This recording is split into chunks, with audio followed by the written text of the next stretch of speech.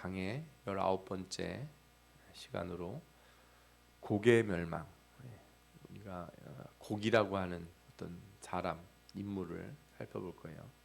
정확히 이 사람이 인물인지 나라인지 민족인지는 이따가서 좀 살펴보고, 고기라고 하는 어떤 사람의 이야기를 우리가 한번 보도록 할 겁니다.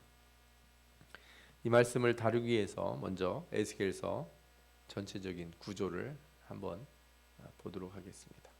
에스겔서 전체 구조를 다시 보면서 우리가 지금 어디쯤 와 있는지를 살펴보고, 그리고 이 마곡 땅에 있는 로스와 메섹과 두발 왕 곡, 그러니까 곡이라고 하는 사람이 마곡 땅에 있는 여러 나라들의 왕이다, 이렇게 얘기할 수 있어요. 그러나 이것도 좀 어려운 말이에요. 나중에 이것이 무슨 뜻인지 한번 살펴볼 거고, 그리고 38장과 39장 거기 나오는 고개의 심판 내용들의 예언의 내용이 무엇인지 보고, 새 성전과 성에 대한 환상 부분들을 우리가 고개 심판을 보고, 여기서 왜 고개 심판과 멸망이 나타났는지를 살펴보도록 하겠습니다. 먼저 에스겔서 구조를 보겠습니다.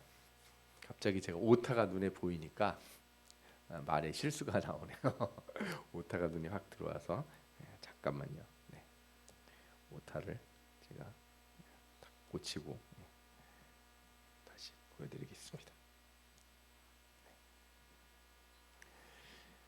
에스겔서가 이제 전반부 후반부로 크게 나눌 수 있는데, 전반부는 멸망 전, 이스라엘이 멸망하기 전에, 예루살렘 멸망하기 전에 하나님의 심판과 예언들이에요. 그러니까 여러분들이 잘 아시는 대로 두 번째 포로 때 에스겔이 오게 되지 않습니까? 세 번째 포로가 일어나는 그 순간에 나라가 망하거든요.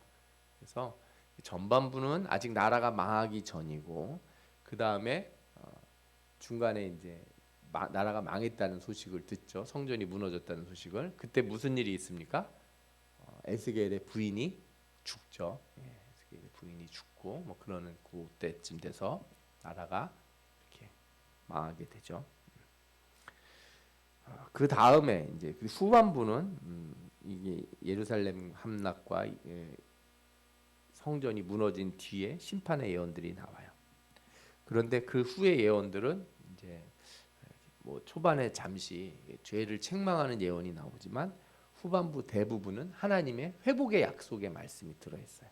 그래서 우리가 잘 아는 36장에 하나님이 새 영과 새 마음을 불어넣어 주시겠다 하는 말씀이 있고, 37장에 마른 뼈가 살아난다는 말씀, 그리고 남유다와 북이스라엘이 하나가 된다는, 우리 지난 시간에 다뤘던 그 말씀이 나오죠.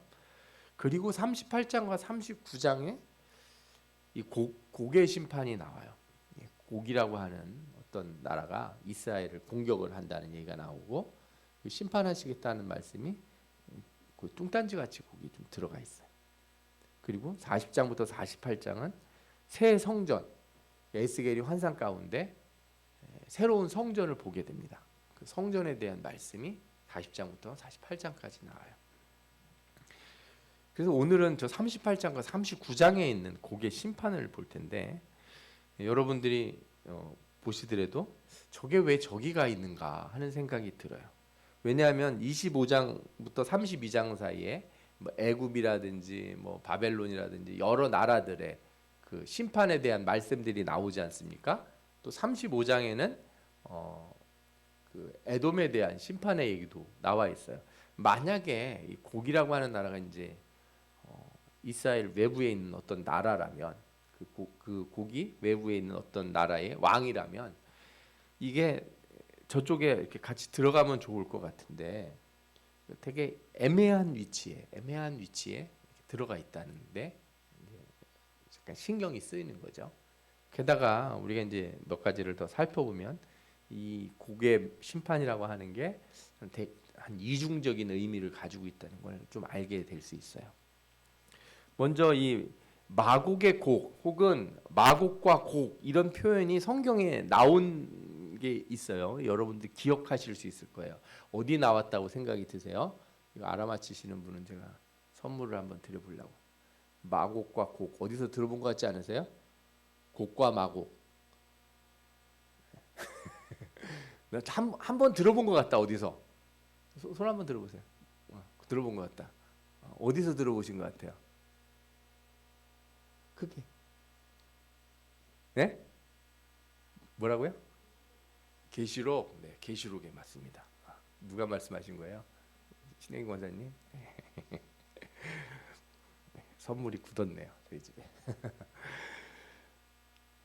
이 마곡 땅이라고 하는 그 마곡 땅의 곡이라고 하는 사람이 나오는데 이게 도대체 누군지를 정확히 알 수가 없어요. 메섹과 두발이라고 하는 것은 27장 두로와 함께 언급된 적도 있지만 고고학적으로도 그렇고 여기가 위치가 어딘지를 이렇게 분간하기가 어려워요. 다른 문헌들이나 성경의 다른 곳에서도 이 지명이 도대체 어디를 뜻하는지가 불분명하다는 거죠. 게다가 이 본문이 위치한 위치도 좀 특이한 게 하나님이 이스라엘의 회복의 메시지를 전한 뒤에 나오는 거예요. 그리고 말씀 내용도 그래요. 말씀의 내용도 보면 이스라엘이 회복되고 평안할 때 고기 침략을 해오긴다는 거예요. 이게 무슨 얘기겠어요? 70년간의 포로 생활이 끝나고 이스라엘이 다시 돌아가고 성전을 이렇게 건축을 하고 이렇게 잘 살고 있는데 누가 침략을 한다는 얘기잖아요. 그러니까 이건 무슨 얘기지? 하는 생각이 탁 들기도 해요.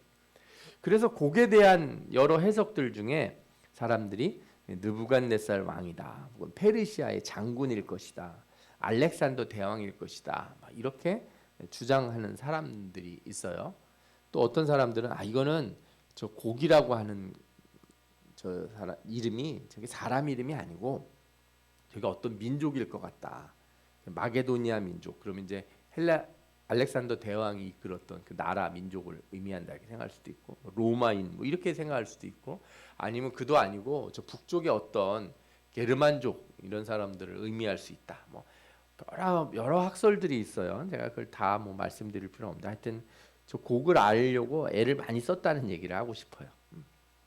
또 저 곡이라고 하는 말이 어떤 단어를 의미한다 주장하는 사람들도 있는데, 마게도니아 사람이란 말에 히브리어를 이렇게 잘못 써서 저 곡이라는 말이 나왔다. 혹은 수메리아어의 어둠을 뜻하는 구구에서 나왔다. 혼돈을 뜻한다는 주장도 있어요. 하여튼 그게 어려울수록 저런 의견들이 분분한 거죠. 확실히 어떤 나라인지 어떤 왕인지는 불분명한데 내용을 보면 내용상이 이래요. 이스라엘이 회복된 후에 예루살렘을 다시 공격하려는 북방의 연합군을 이끄는 왕이, 그 연합군을 이끄는 사람이 곡이다, 이런 걸 성경을 보면 이해할 수가 있어요. 그리고 그 연합군들은 다 어디 있는 나라들이냐면 성경에서 예언이 나오는 나라들은 다 이스라엘 주변에 있는 나라들이에요. 예를 들어서 다메섹이든 모압이든 암몬이든 에돔이든 애굽이든 다 근처에 있는 나라들이잖아요. 그죠? 시돈이나 두로 다 어디예요? 바로 위에 아주 가까운 지역인데 성경 말씀을 보면 이스라엘이 중앙에 있고 이 연합군들은 세상의 끝에 있는 나라들이에요. 그러니까 이스라엘 관점에서, 이스라엘이라고 하는 사람들, 그 당시 유대인들의 관점에서 자기네 나라가 있으면 자기네 나라의 끝이라고 생각하는 거죠. 여러분들 우리나라 신라 시대 때 우리나라의 그 끝이 어딘지 아세요? 우리나라 사람들이 생각하던 끝? 네. 인도 혹은 아라비아였어요. 거기가 끝이었어요. 끝. 서역이라고 부르잖아요. 서역 들어보셨죠? 이게 뭐죠? 이렇게 원숭이가 막 이렇게 돌리면서 여의주인가 돌리면서 나오는 그 책이 있잖아요. 거기 보면 삼장법사하고 손오공, 그렇죠? 손오공. 손오공이 어디 가요? 서역으로 간다고 그러잖아요. 서역이 어디예요? 인도예요. 인도. 예, 인도. 인도보다 조금 더 멀리가 이제 아라비아인데 그 무역이 당나라 때 무역이 거기까지 갔다는 얘기가 있어요. 그래서 그런지 이 우리나라 사람들 그 당시 세계관에서는 거기가 끝인 거예요. 거기가 우리 생각의 끝. 그러니까 지금으로 말하면 영국이라든지 독일이라든지 이런 나라는 있지도 않는 거죠. 우리의 머리에는. 왜냐 그 세계관이 그러니까. 말하자면 이런 거예요. 이 연합군들이 다 어디서 오냐면 이스라엘 사람들이 생각하는 세상의 끝에 있는 나라들이다. 이렇게 보시면 돼요. 특별히 아까도 말씀드린 것처럼 이 마곡과 곡이라고 하는 곡과 마곡이라고 하는 이 표현이 계시록 20장 8절에 나와요. 여기는 어떤 분야에 나오냐면 천년왕국이 나오는데 천년왕국 이후에 마귀가 잠시 놓여요. 사탄이. 천년왕국 동안 어떻게 돼요? 옥에 갇혀 있다가 무정에 갇혀 있다가 잠시 풀려나는데 그때 풀려나서 뭘 해요? 사방에서 나라들을 모아가지고 그죠? 그래서 싸움을 붙인다는 거예요. 사단이. 그 사방에서 사단이 옥에서 나와서 땅의 사방 백성 곧 곡과 마곡을 미혹하고 모아 싸움을 붙이리니 그 수가 바다의 모래 같으니라 이렇게 나와요.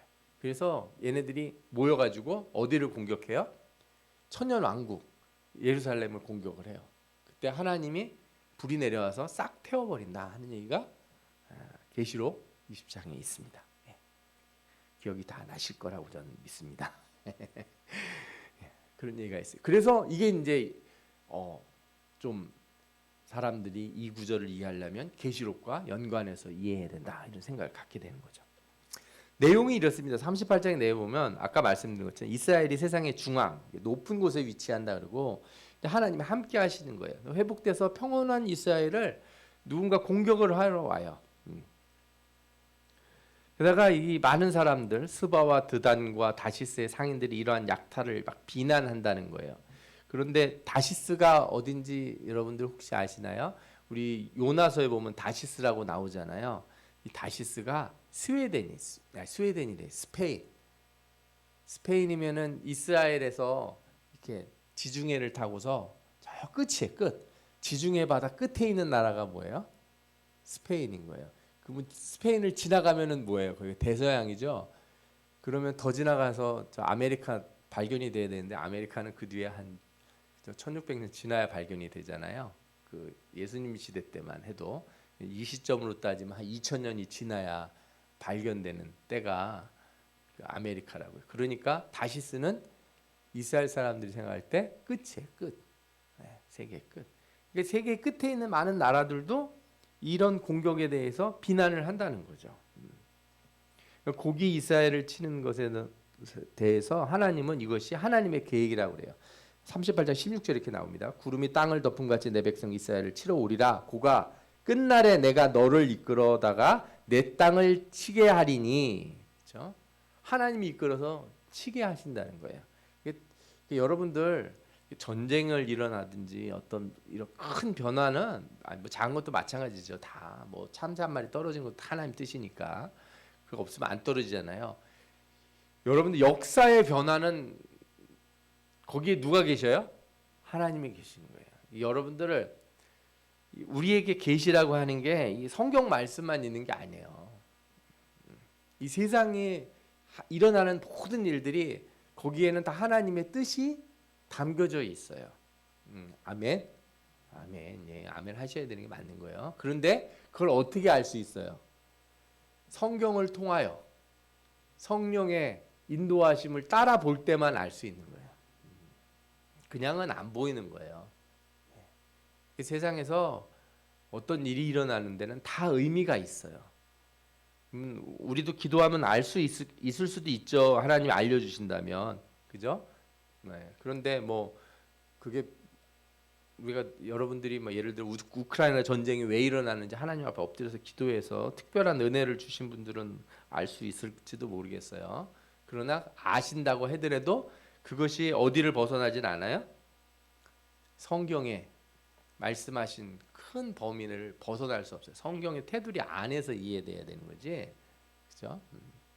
하나님이 그런 거 예를 들어서 뭐 미래를 막 예측하거나 다음 뭐 누가 무슨 대통령이 된다든가 뭐 어느 나라가 어떻게 된다든가 하는 거를 사람들한테 막 가르쳐 준다고 생각하는 사람들이 일부 있어요. 그러니까 신비적인 입장이라고 저는 생각하는데, 왜냐하면 하나님이 우리에게 알려주시려고 하는 것은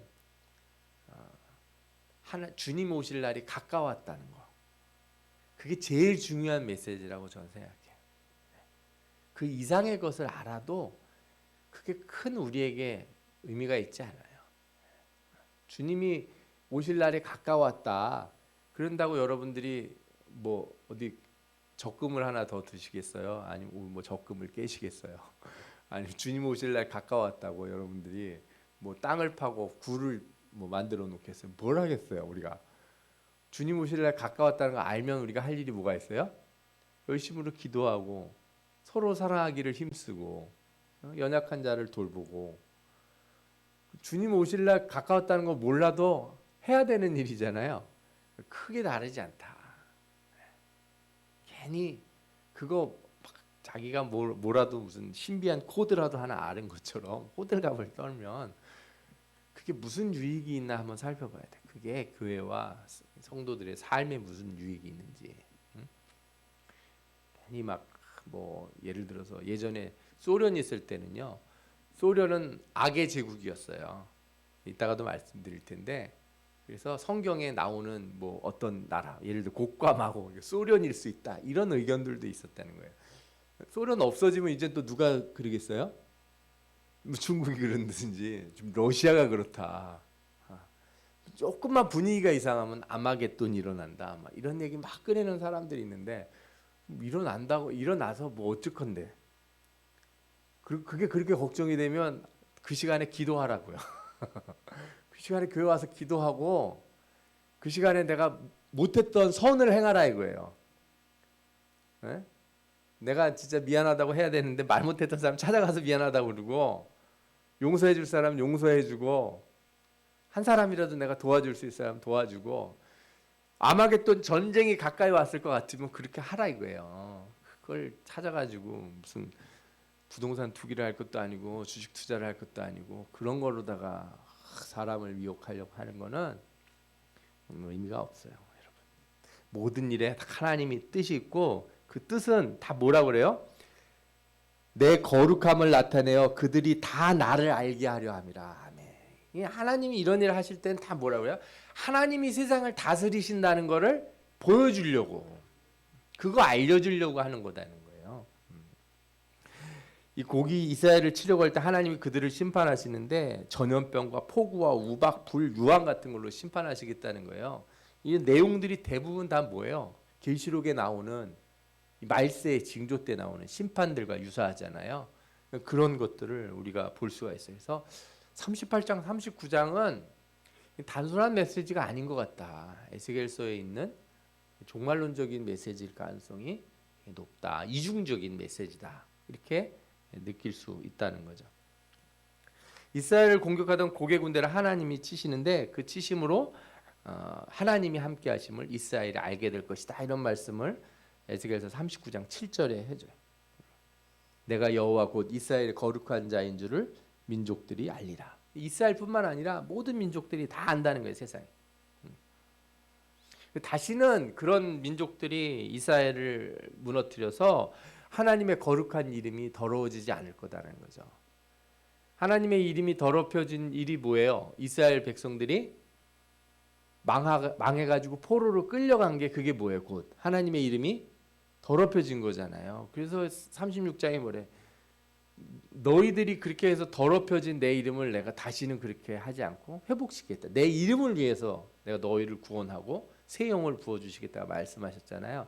근데 그것 한 번 하시면 반복해서 그런 일은 안 생긴다는 거예요. 이게 중요한 메시지예요. 그래서 구원이라고 하는 거는 지난번에도 한번 우리가 구원론 배울 때 기억나시는지 모르겠어요. 주일 오후 예배 때. 이게 우리 창조의 상태면 타락 상태는 이게 밑으로 훅 떨어지잖아요. 그죠? 예. 예를 들어서 창조의 상태가 5라고 하는 수준이면 타락을 해서 우리가 거의 뭐 0은 아니지만 아주 0.0000 하는 수준까지 떨어졌다고 쳐요. 그럼 주님이 우리를 구원하시면은 우리가 이렇게 위로 올라가잖아요. 그죠?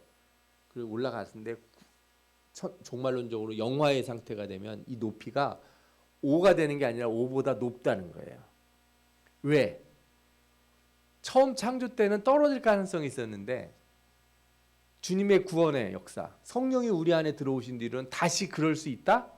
없다. 그렇게 안 하신다는 거예요. 성령을 부어주신 사람은 다시는 하나님의 이름을 더럽히지 않을 것이다. 아멘? 아멘. 안 믿겨지시죠? 예, 안 믿겨지는 이유를 알아요. 예수 믿고 살아봤는데 제가 여러 번 먹칠을 했거든요 하는 그런 표정인 거 제가 알아요. 이 세상 사는 동안에 우리가 그래서 하나님 앞에 기도하는 거예요. 그 계속 기도하고, 그죠? 성령이 역사하시는데 순종하라는 거예요. 이 세상 사는 동안에. 아멘. 예. 그러나 종말론적으로 우리는 어때요? 더 높은 상태라는 거예요. 그래서 요한일서 같은 데 보면은 하나님의 백성은 죄를 범하지 않는다 그래요. 죄 영이 임한 사람은 죄를 범하지 않는다 이런 선언을 한단 말이에요. 그게 무슨 뜻이겠어요? 정말로 죄를 범하지 않는다는 얘기가 아니라고. 종말론적으로 그렇게 하나님이 우리를 끌어올리신다는 거예요. 그걸 믿고, 그러니까 여러분들은 신앙생활 하시다가 좌절하시는 일이 생길 때 안 되는구나 이렇게 생각하면 안 되는 거예요. 그거는 큰일 나는 거예요. 무슨 말씀인지 이해가 되세요? 예수 믿다가 은혜 받은 사람도 실망하고 낙담해서 떨어질 때가 있어요. 그것도 한두 번도 아니고 여러 번 그런 사람이 있어요. 여러 번 그러면 어느 날 무슨 생각이 들어요? 아유, 또 작년에 열심히 해봤는데 또 중간에 한 몇 달 지나다가 바닥으로 떨어졌는데 뭐 올해도 또 비슷하겠지. 이런 생각이 여러분 안에 들어오시잖아요. 여러분들은 뭘 못 믿는 거예요? 새 영과 새 마음을 주신다는 말씀을 안 믿는 거라고요. 하나님의 능력이, 성령의 능력이 여러분들을 그 상태에서 끌어서 다시는 거기로 안 가도록 만드실 수 있는 능력이 있다는 것을 안 믿는 거라고요. 그러면 아멘? 그걸 믿으시라고요. 제발 믿음을 가지세요. 어떤 믿음? 하나님이 나를 다시 그리로 내려가지 않게 하실 것이다. 그 믿음이 없으면 회개할 때마다 지금 딱 죽었으면 좋겠는 거예요. 그러면 지금 딱 주님 오시면 좋을 것 같아. 왜? 내가 회개한 순간에, 그죠? 다시 떨어질 것 같으니까. 근데 진정한 신앙인들이 믿음을 가지면 절대로 다시 안 떨어진다. 주님 말씀을 붙들고 끝까지 내가 순종할 수 있는 힘과 능력이 생기는 줄 믿습니다. 예, 믿으시기 바래요. 예. 다시 이제 말씀으로 돌아갈게요. 이제 하나님이 이 쳐들어오는 곡을 쳐서 다 스스로 무너지게 하고 그들이 가져온 무기들을 7년간 불을 태운다는 거예요. 7년간 불을 태운다는 게 뭐겠습니까? 완전히 태운다는 뜻이겠죠, 그죠? 예. 그리고 무기가 7년간 태울 정도로 많다면 얼마나 큰 물이겠어요? 어마어마하게 큰 물이지 않겠습니까? 그죠? 그리고 그들의 시체를 이렇게 바다 동쪽에 통행하는 골짜기에 7개월간 매장하겠다고 그러는 거예요. 저 골짜기 이름이 이제 아바림 골짜기. 그다음에 우리 성경에는 여행자들의 골짜기 이렇게 나오기도 해요. 새 번역에 보면 아바림이라고 그냥 그대로 두었고 우리 개역 성경은 번역을 해서 여행자들의 골짜기 이랬는데 아마도 예루살렘 앞에 있는 흰놈의 골짜기를 연상시켜요. 그러니까 거기에 7개월간 매장한다는 게 뭐예요? 완전히 묻어버린다. 저 적들을, 그죠? 저 악한 세력들을 완전히 묻어버리겠다 하는 거고, 하늘의 새와 짐승들에게 시체를 먹이로 주겠다 하는 말씀들이 나오는 거죠. 이 일을 통해서 하나님의 영광을 드러내시겠다 이렇게 얘기하는 거예요. 그래서 이 일을 통해 하나님이 여러 민족들 가운데 하나님의 영광을 드러내시고 이스라엘 백성은 하나님을 확신하게 되는데, 하나님을 배반한 민족에게 내린 벌과 또한 하나님이 자기 자신의 백성을 불쌍히 여기며 돌아오게 하신 것을 이스라엘 백성이 확실히 깨닫게 된다는 거예요. 그래서 39장 26절 27절에 뭐라고 나오냐면 그들이 그 땅에 평안히 거주하고 두렵게 할 자가 없게 될 때 부끄러움을 품고 내게 범한 죄를 뉘우치리니. 이게 참 저는 이 말씀이 이런 생각이 드는 거예요.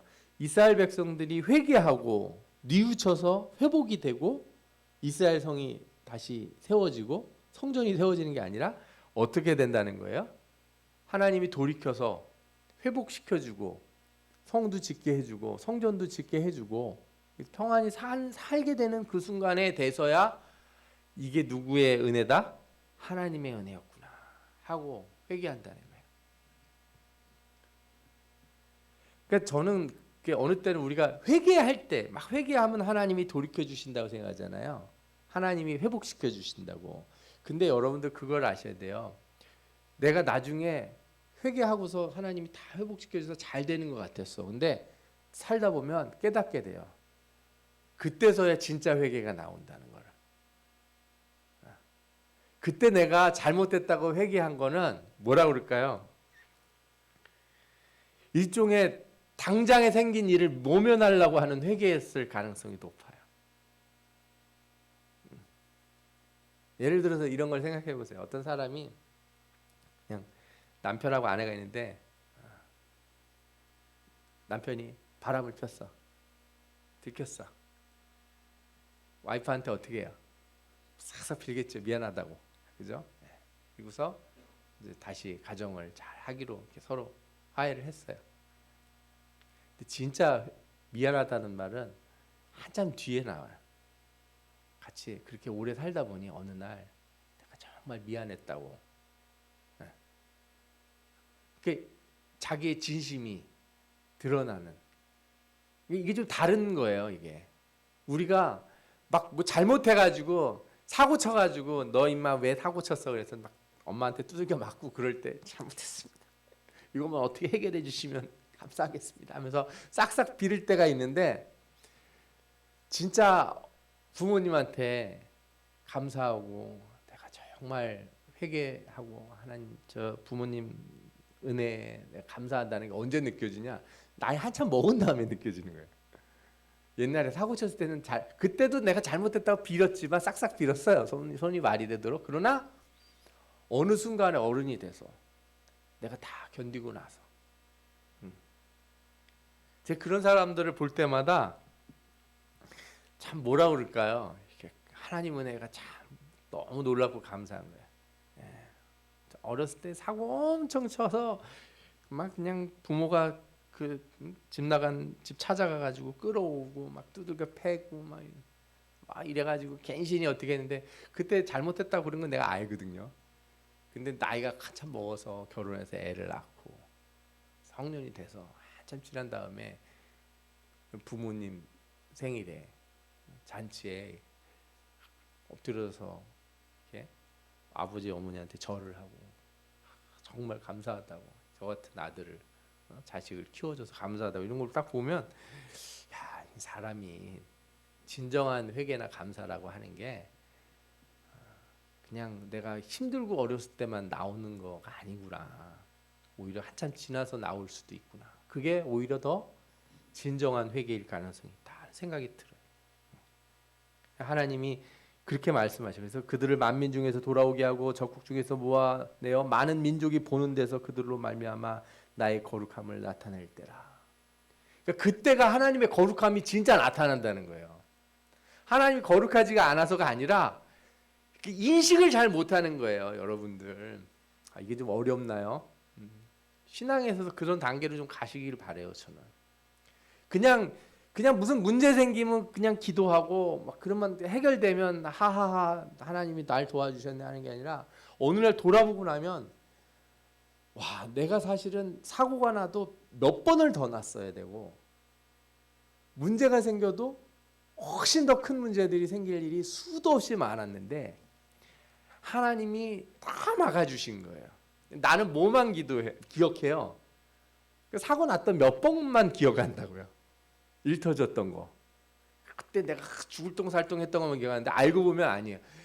온갖 일에 구멍이 있어서 그거 다 터졌으면 나는 벌써 끝이 났을 텐데 하나님이 다 막아주셨던 거예요. 그때서야 돼서 하나님 앞에 진정한 감사와 주님의 은혜에 찬양하는 그런 자리로 나아가게 된다는 거죠. 이 하나님이 이 일을 통해 보여주신다는 거예요. 자 이제 아까 말씀드렸던 이 종말론적인 내용과 한번 비교를 해볼게요. 에스겔서에는 이렇게 나와요.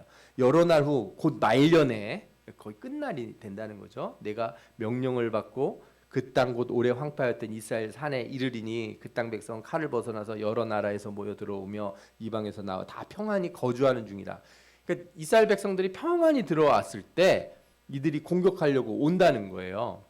요한계시록 20장에 보면 이렇게 나와요. 그죠? 첫째 부활에 참여하는 자들은 복이 있고 거룩하도다. 이 사람들이 있는 곳이 뭐예요? 천년왕국이에요. 둘째 사망이 그들을 다스리는 권세가 없고 도리어 그들이 하나님과 그리스도의 제사장이 되어 천년 동안 그리스도와 더불어 왕노릇하리라.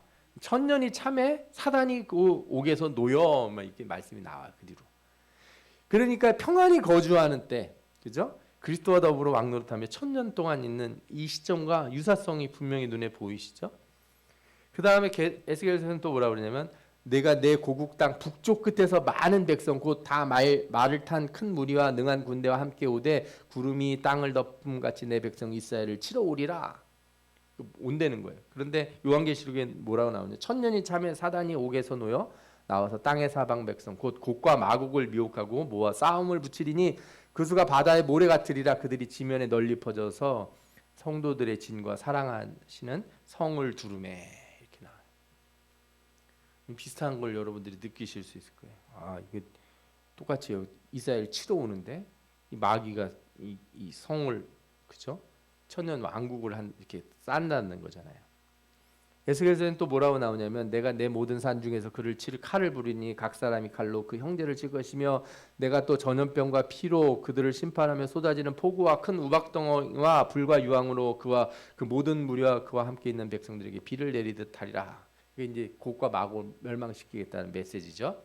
요한계시록엔 뭐라고 나와요? 하늘에서 불이 내려와 그들을 태워버리고 그들을 미혹하는 마귀가 불과 유황못에 던져지니 거기에는 그 짐승과 거짓 선지자도 있어 세세토록 밤낮 괴로움을 받으리라.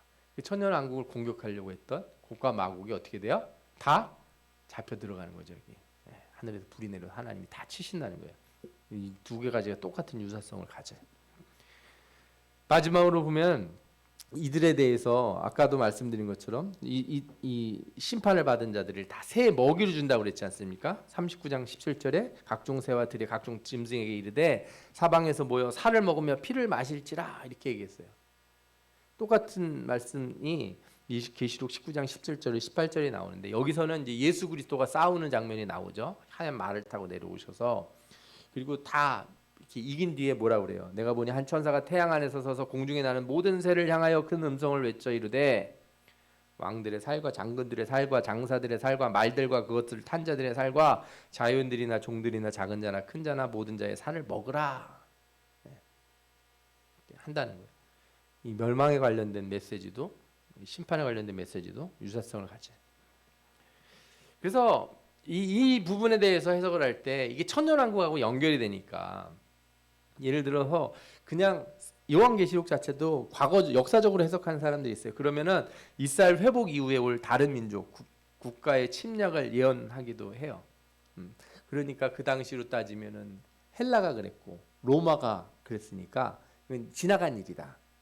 곡과 마곡은 헬라 제국이거나 로마 제국이었을 것이다. 이렇게 해석하는 사람도 있는 거고 세대주의자들은 이걸 이제 미래적으로 보는데 이스라엘을 공격할 북쪽의 나라 아까도 얘기했잖아요. 북쪽에서 내려온다고. 그러니까 소련일 것이다. 이게 소련 붕괴되기 전까지 신학계에서 아주 그 대단한 정설이었어요. 왜냐하면 세대주의가 그때 한참 퍼졌었거든요. 이런 세대주의자들은 특히 전천년주의자들이 많은데 전천년주의는 휴거하고 3년 반, 3년 반의 그 환란을 얘기를 많이 하잖아요. 그죠? 그래서 이 아마겟돈 전쟁이 일어날 거고 그 아마겟돈 전쟁을 일으킬 주범이 소련일 것이다. 이런 생각들을 많이 했다는 거죠.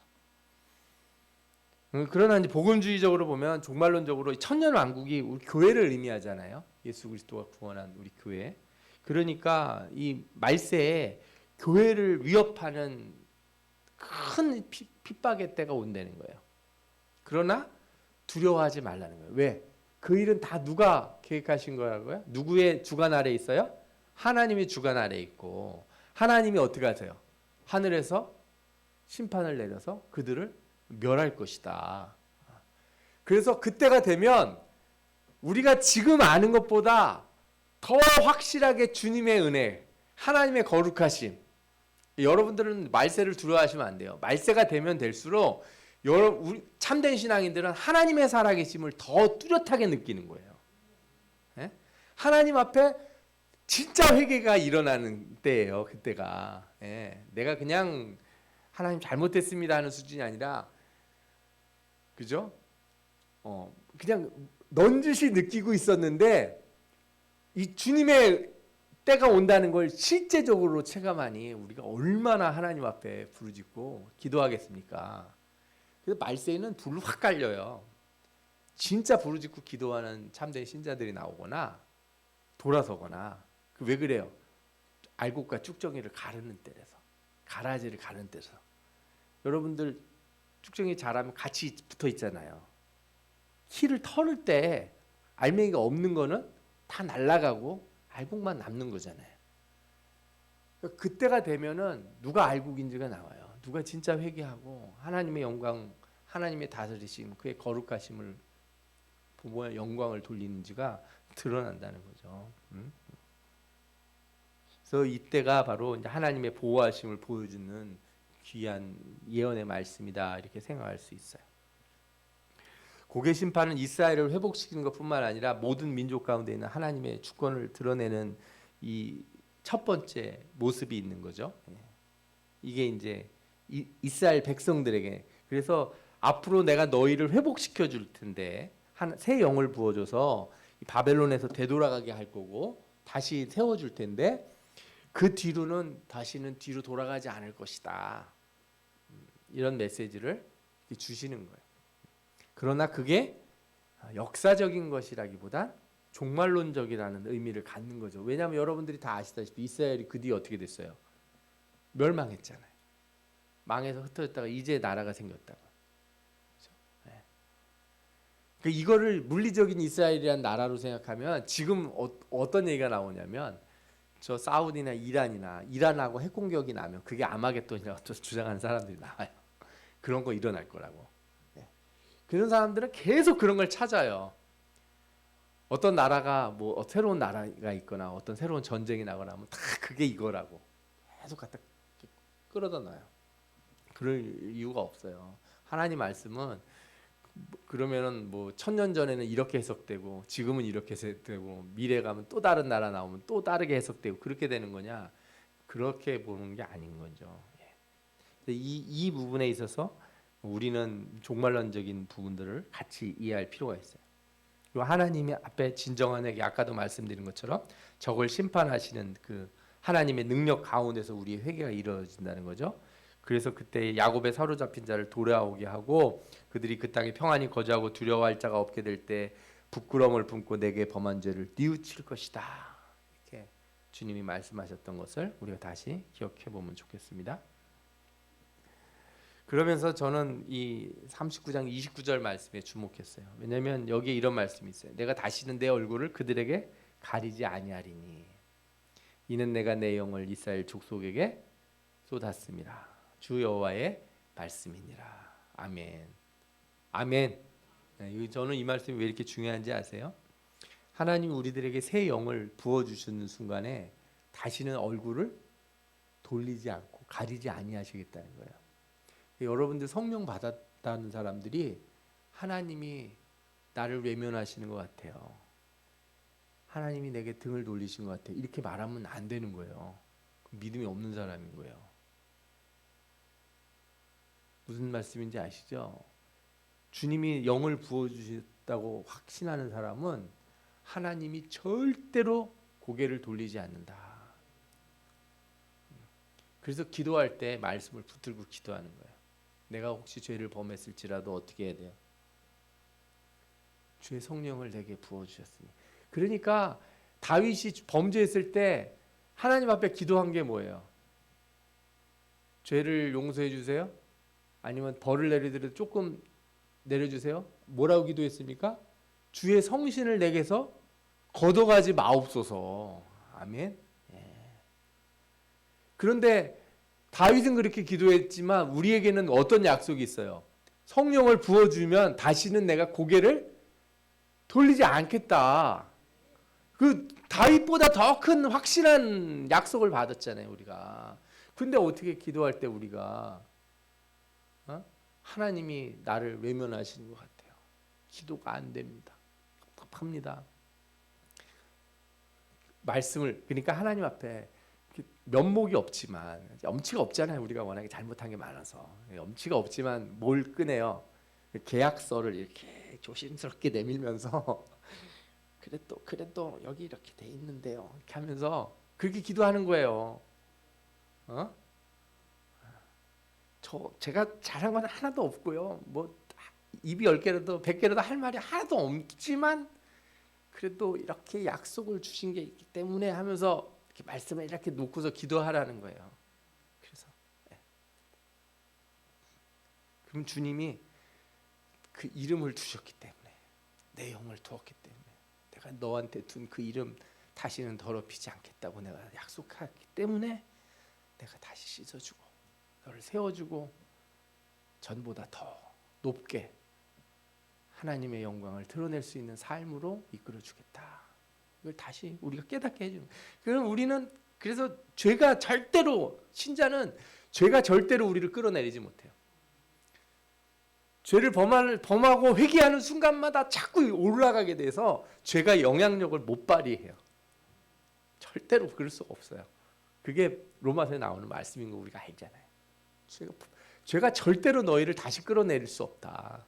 은혜가 지배하기 때문에 이 말씀이 은혜거든요. 이 은혜의 말씀이 우리 지배하는 순간 절대 그 밑으로 우리는 내려가지 않는다. 이걸 붙드시기를 바랍니다. 또한 이 말씀의 가장 끝판, 그렇죠? 최종판은 어디 나타나요?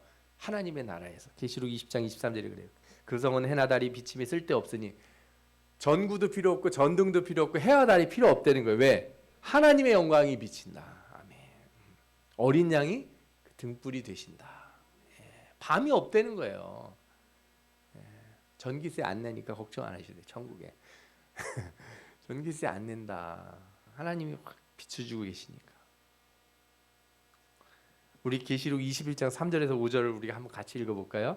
다시 저주가 없으며 하나님과 그 어린 양의 보좌가 그 가운데 있으리니 그의 종들이 그를 섬기며 그의 얼굴을 볼 터이요 그의 이름도 그들의 이마에 있으리라. 다시 밤이 없겠고 등불과 햇빛이 쓸데없으니 이는 주 하나님이 그들에게 빛이심이라. 그들이 세세토록 왕노릇하리라. 아멘. 하나님이 얼굴빛을 비춰주신다. 그래서 이제 같이 공부하는 우리 목사님들하고 얘기를 할 때 그런 얘기를 많이 해요. 뭐 이렇게 성경에 있는 문제들을 조직신학적으로 다루다 보면 죄를 다루잖아요. 죄를 다루면 기억을 다루게 돼 있어요. 기억이 사라진 사람이 내가 아니니까 제가 기억을 싹 다 잊어버려요. 그럼 제가 접니까? 아니잖아요. 그럼 천국에 기억이 있다 이럴 거예요. 기억이 있는데 죄의 기억이 있는데 어떻게 그게 가능하지? 천국엔 죄가 없을 텐데 죄가 없죠. 기억이 있어도 기억이 전혀 작동을 못해요. 왜? 뭐가 비추고 계셔서. 그죠? 하나님의 이 얼굴빛이 우리를 비추고 있기 때문에 죄라는 건요, 여러분. 이렇게 여러분들이 빛을 가리고 뒤를 숨을 때 생기는 거예요. 여러분들이 숨을 때 문 잠가놓고 몰래 할 때 죄가 생기는 거지 드러내놓고는 안 생겨요. 절대 생길 수가 없는 거예요. 응? 내가 내 핸드폰 남이 다 보는 상태에서 내가 핸드폰에다가 무슨 이상한 짓을 하겠어요? 그죠? 비밀번호 다 알려져 있는 거 가지고서 이상한 짓 하는 사람들은 그 사람 진짜 강 큰 사람이겠지. 그러지 않는다는. 하나님의 빛이 우리를 비춰주고 계시기 때문에 죄가 역사할 수 없는 거예요. 절대로 역사할 수 없는 거예요. 마귀가 올 수도 없고 유혹자가 올 수가 없는 거예요. 그게 하나님의 성령이 우리와 함께 하신다는 그 언약의 약속인 줄 믿으시기 바랍니다. 여러분 오늘 말씀을 정리를 해보죠. 하나님께서 이 말씀을 왜 주셨는가? 우리에게 걱정과 근심을 주시려고? 아닙니다. 때가 되면 핍박이 올지도 모르고 어려움이 올 수도 있어요. 하나님이 우리를 돌이키시고 회복시킨 뒤에도 위협이 올 수가 있어요. 그러나 그런 모든 일들 가운데 하나님 살아계심을 드러내실 것이다. 그것을 통해서 우리가 더 하나님께 영광을 돌리고 하나님 앞에 더 깊은 진정한 회개를 하고 우리가 주님 앞으로 나아갈 것이다. 하나님께서 그의 얼굴빛을 비춰주시고 우리의 삶에 은혜를 베풀어 주실 것이다. 여러분들이 이 말씀을 잊지 마시고 붙드시고 2023년도뿐만 아니라 여러분의 삶의 모든 때마다 하나님이 나를 항상 같이 하시면서 빛을 비춰 주신다는 것을 인지하시며 감사하며 주님 앞에 기도하고